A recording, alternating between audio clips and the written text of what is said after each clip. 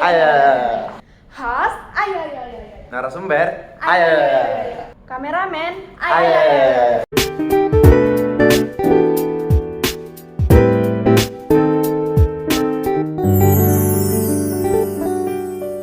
Halo teman-teman semua, kembali lagi di Ngopi, Ngobrol Pintar dan Inspiratif. Bersama dengan saya, Reli Lumbantobi. Nah, sebelumnya, gimana nih kabar teman-teman yang lagi pada nonton? Semoga dalam keadaan sehat ya.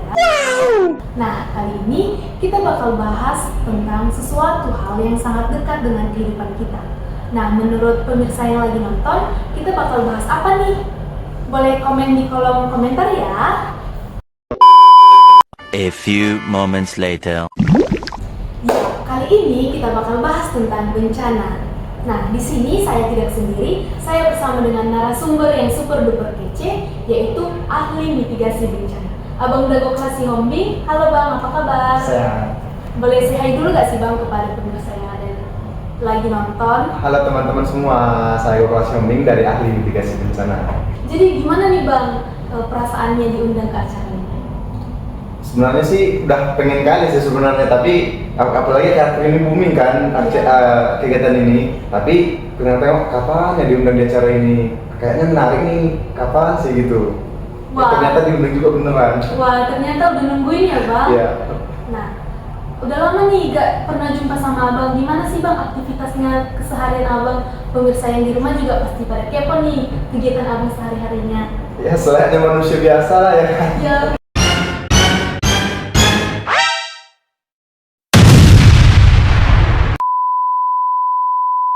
Biasanya saya bangun jam 6, terus juga kalau udah bangun otomatis itu selalu harus dibarengi dengan sarapan, terus juga melakukan kegiatan-kegiatan olahraga kecil kayak jogging-jogging sekitaran Gor lah pagi-pagi gitu. Oh, jadi Abang suka olahraga nih? Iya dong. Nah, kalau cuacanya lagi gak mendukung nih Bang, misalnya datang hujan, Abang tetap olahraga nih sambil hujan-hujanan? Enggak lah, gak mungkin kan udah hujan, tetap olahraga kan, bukannya nambah sehat, nambah sakit kan. Otomatis kalau paginya udah hujan, ya saya pending ke sorenya sesudah aktivitas gitu, kita bisa menenang gitu lah. Oh, berarti Abang bukan tipe yang sambil lari kena hujan gitu kayak di TV-TV gitu? Drama-drama Cina gitu ya, enggak lah. Oh gitu. Ngomong-ngomong soal cuaca nih Bang, ada beberapa waktu yang lalu kan Indonesia mengalami cuaca ekstrim nih, misalnya kayak hujan lebat. Nah, kampus saya itu sampai ngeluarin surat edaran bahwasanya perkuliahan itu dilaksanakan secara daring aja gitu. Nah, menurut Abang kenapa sih bisa cuaca ekstrim itu terjadi? Kalau dalam ilmu saya itu cuaca ekstrim kayak hujan lebat itu ada beberapa faktor yang menyebabkannya. Kayak bagaimana topografi dari suatu wilayah, terus juga bagaimana keadaan dari udara setempat, apakah lembab, terus juga bisa itu dibilang itu dengan siklon tropis. Oh, siklon tropis itu apa sih Bang? Nah, tropical cyclone atau siklon tropis itu adalah keadaan di mana udara di permukaan laut yang terkena sinar matahari itu menguap, evaporasinya tinggi. Nah, otomatis kan udaranya lembab nih, kan? Udara lembab ini bakalan naik ke atmosfer, terus membentuk awan hujan. Nah, ini menyebabkan udara di permukaan laut itu bakalan rendah. Nah, bahwa kita tahu kan, kalau udara itu bergerak dari tekanan tinggi ke tekanan rendah. Nah, karena tekanan ini dari di permukaan laut itu biasanya bakalan terbentuk sebuah pusaran angin. Nah, ini biasanya dibarengi dengan awan tebal, belum juga angin kencang, dan juga dibarengi dengan hujan lebat gitu. Oh, jadi gitu Bang. Mm-hmm. Nah, semisal nih Bang, Abang pernah gak sih dengar berita tentang banjir yang ada di Solo? Oh, Solo kemarin ya? Iya. Baru bulan lalu kan? Nah, itu salah satu faktor penyebabnya siklon tropis juga nih Bang. Karena kan seperti yang kita ketahui, Sibolga itu dekat dengan laut. Iya, itu dekat. Nah, jadi kemarin juga saya tengok itu di bulan lalu kan, banyak sih korban yang sampai terkena, belum juga rumah-rumah yang rusak ya kan? Iya. Gitu. Dan juga infrastruktur yang rusak. Terjadi itu sangat mengerikan sekali ya Bang. Sangat nggak hanya mengerikan tapi juga merugikan. Iya. Nah, Indonesia itu memang kaya akan keindahan alam, tapi mengalami berbagai bencana. Iya. Misalnya seperti banjir, longsor, gunung berapi, dan gempa.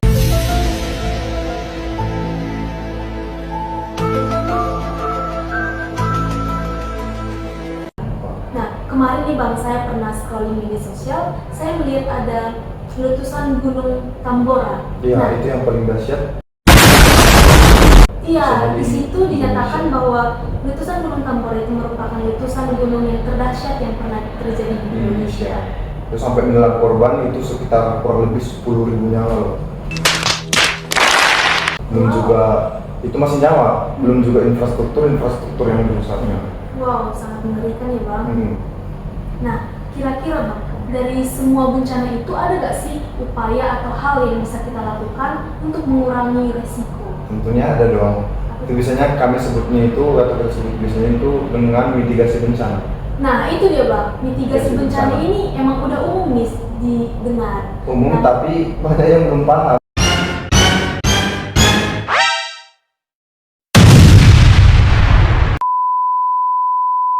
Nah, Iya.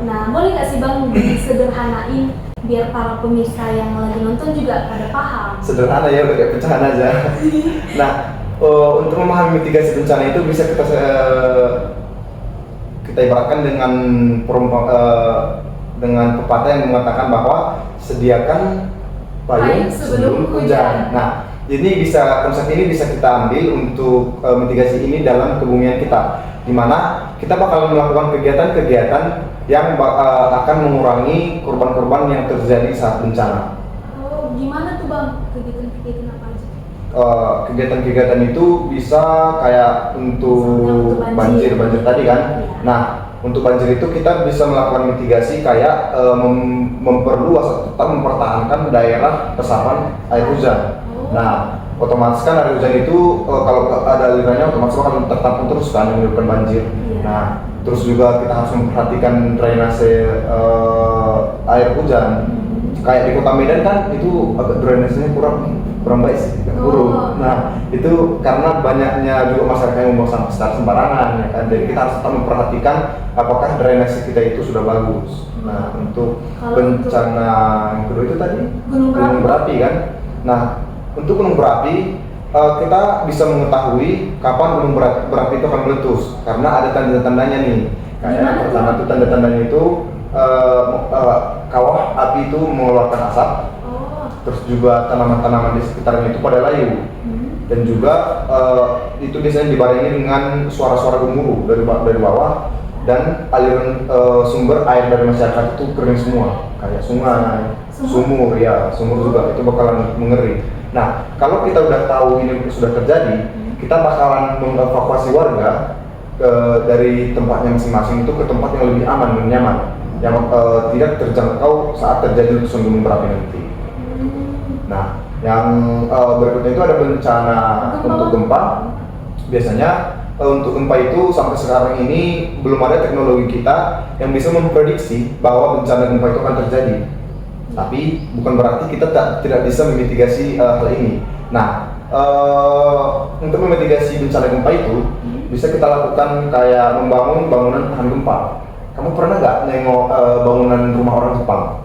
Gimana tuh Bang? Nah, orang Jepang itu membangun rumah dengan membuat style pintunya itu kayak di Indonesia, didorong dan ditarik.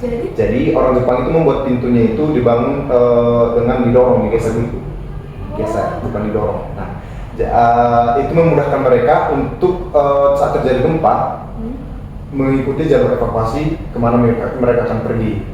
Nah, yang tak kalah penting untuk mitigasi ini adalah terus up informasi dari situs-situs resmi ya. Jangan dari situs-situs yang nggak jelas yang menyebarkan berita hoax gitu. Nah, benar banget tuh Iya. Bang. Jangan sampai grup WA tetangga malah bikin kita heboh Iya, sendiri. Ada nggak sih Bang edukasinya? Iya, karena kan kita tahu bahwa kita kan nggak selalu sama anak-anak ya kan. Iya, benar sekali. Beda tempat. Nah, kalau untuk anak-anak bisa kita simulasikan dengan games kecil-kecilan gitu sama anak-anak. Games mitigasi bencana Bang? Iya, persis kayak gitu. Anak-anak kan suka main games biasanya ya kan. Nah, kita akan simulasikan mereka sudah terjadi saat gempa, di mana kita mengajari mereka saat terjadi gempa itu apa sih kegiatan atau tindakan yang bakalan mereka ambil. Nah, di sini kita bakalan mengajari mereka harus tetap tenang dan juga mengikuti jalur evakuasi saat terjadi gempa, contohnya kayak gempa ya kan, kita akan mengajar mereka bagaimana mengikuti jalur evakuasi itu sampai ke arah lapangan terbuka, karena kan kalau gempa kita harus berada dalam lapangan terbuka, jangan dekat dengan bangunan gitu. Fun tapi berfaedah ya. Berfaedah. Jadi nih Bang, sekarang kan udah di era globalisasi. Nah, Iya. teknologi juga udah semakin maju. Nah, kan ada Bang peringatan dini. Menurut Abang itu efektif nggak sih? Itu paling efektif karena teknologi kita sekarang itu memang sudah canggih, mempunyai banyak sensor yang bisa memprediksi bagaimana keadaan cuaca kita hari ini, belum juga bisa mengirimkan pesan-pesan peringatan dini kepada kita. Tapi ingat ya, ini kan cuma alat bantu, ini hanya membantu kita. Kita harus tetap mengedepankan pikiran sehat atau akal sehat kita untuk tetap waspada dan juga siap siaga dalam bencana ini. Oh, jadi kesimpulannya mitigasi bencana itu merupakan gabungan dari otak, aksi, dan alat. Nah, mana otak itu kita pakai untuk berpikir, Ya. aksi untuk tindakan kita, Ya. dan juga alat untuk membantu kita. Oke deh, begitu teman-teman ngopi. Nah, itu adalah langkah-langkah biar kita dapat lebih waspada ketika terjadi bencana. Nah, terima kasih juga untuk Abang Jago Kelas Hombing yang telah memberikan waktu dan pengetahuannya kepada kami. Nah, untuk close ini, aku punya sebuah pantun nih untuk teman-teman sekalian di rumah. Oh my god! Wow! Nanti kalau pas baris pertama dibilangnya cakep ya. Oke, Bang. Makan permen di tengah kota. Cakep. Gak sengaja ketemu teman lama. Cakep. Jika tak ingin banyak korban bencana, jangan lupa mitigasi bersama.